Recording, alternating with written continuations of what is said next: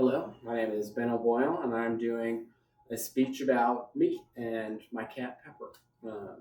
A few months ago, we were in the basement, and she started acting really strange, and her mouth was watering, and her eyes were like sealed shut practically.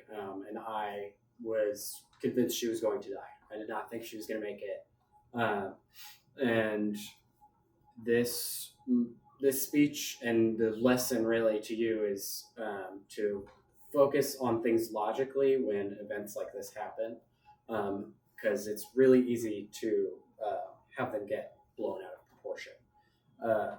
Some easy steps for that would be like to think logically. That's always a good first step to assess the situation unemotionally and go from there. And don't let your emotions cloud your judgment. It's really easy to get carried away and smack away a helping hand that's reaching out to you. And those helping hands are always there. It's a good idea to reach out if you find yourself in a situation where you feel like you can't handle it alone.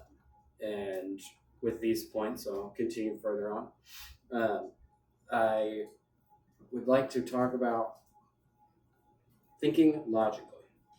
It's really, really important to not jump into a situation, especially when the situation is jumping at you.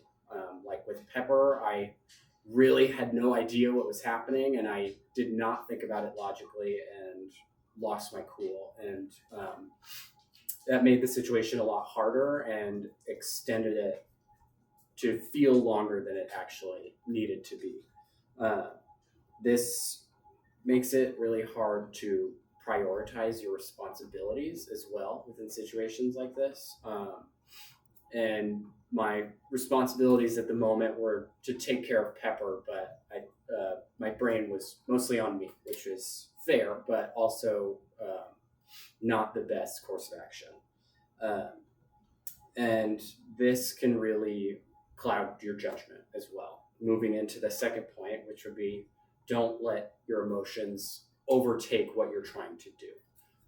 If you are heightened and afraid, it's easy to get carried away and push away people who are reaching out to help you or getting the information that you already know. If your mind is racing too fast, there's nothing for you to grab onto.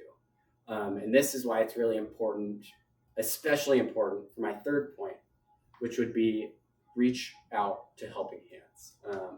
It's good to have community, and they are always available. Family, friends, even coworkers.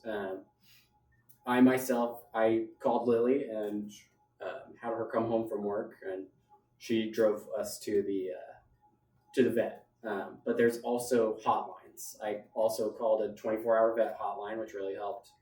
And they did say to go to the vet, which is what we did. So I believe we took the best course of action, but it could have been smoother and less stressful for everybody if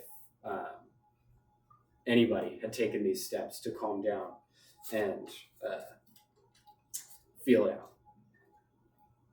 out. To really restate all of these lessons is just to hammer it in that it's important within stressful situations not to carry yourself away.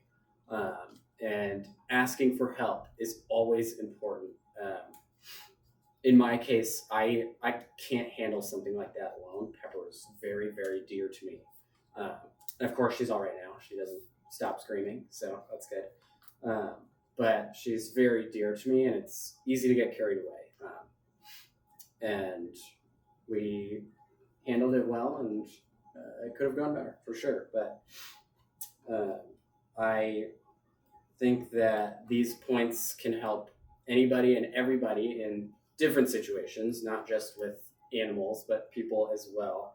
I know working in a school, you handle toddlers a lot, so it's really easy to find yourself in those kinds of situations.